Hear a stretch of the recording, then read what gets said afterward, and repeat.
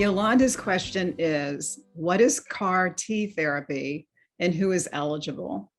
Thank you, Yolanda. This is a question that I get asked very frequently.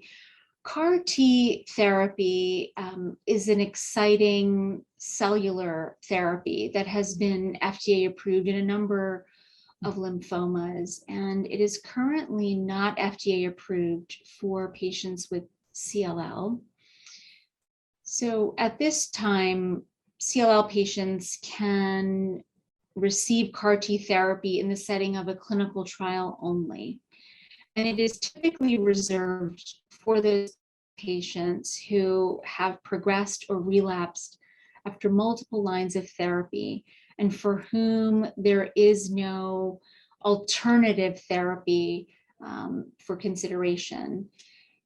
Often it is considered in the context of a clinical trial prior to the use of allogeneic stem cell transplant, because the results of allotransplant and CAR T seem to be fairly comparable. CAR T therapy, however, is much better tolerated than allotransplant. Both of these modalities are very rarely employed for our CLL patient today because of the very effective targeted therapies and immunotherapies that we have to use. Dr. Khan, Chuck's question is, what are the side effects of CAR T cell therapy?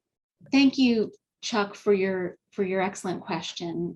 CAR T therapy is associated with two main types of side effects. One is cytokine release syndrome, or CRS, which happens within the first 2 weeks of receiving CAR cells.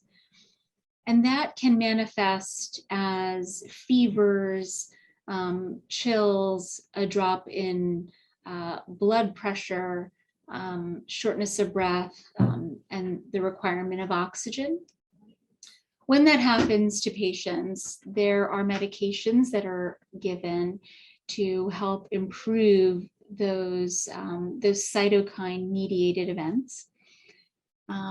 Another major side effect with CAR T therapy is neurotoxicity, which also happens within the first 14 days in some patients who receive CAR therapy.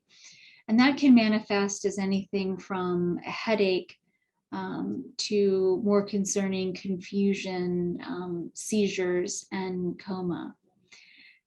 CRS happens commonly in patients who receive CAR T therapy and is usually managed very successfully with anti-inflammatory therapies given intravenously in the hospital, and can be used for patients even who get outpatient CAR T therapy.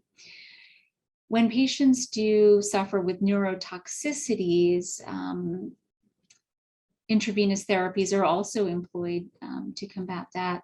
And when necessary, patients might require escalation to an intensive care setting when these toxicities are very severe. Dr. Khan, is CAR T therapy a cure for CLL? Thank you for your question, Bernard. CAR T therapy has been curative for a minority of patients who have been treated with CARs on clinical trials. And unlike other lymphomas, in CLL, there hasn't been an FDA approval as yet for CAR T therapy. And we are hopeful for that to change in the future as CARs are modified and may potentially become more effective at eradicating the CLL, and hopefully resulting in better side effect profiles in patients who do receive CAR T therapy. The majority of patients who have received CARs in CLL studies have not had durable remissions, unfortunately. Dr. Khan, what is conditioning therapy and why is it given prior to infusion of the CAR T cells? Thank you, Samuel. Conditioning therapy is a briefer course of chemotherapy that's given just prior to CAR T therapy, really to prepare the body in a way to receive the CARs. And it makes the CARs more effective when there has been a level of immunosuppression to allow the CARs to expand more freely after they have been reinfused into a patient.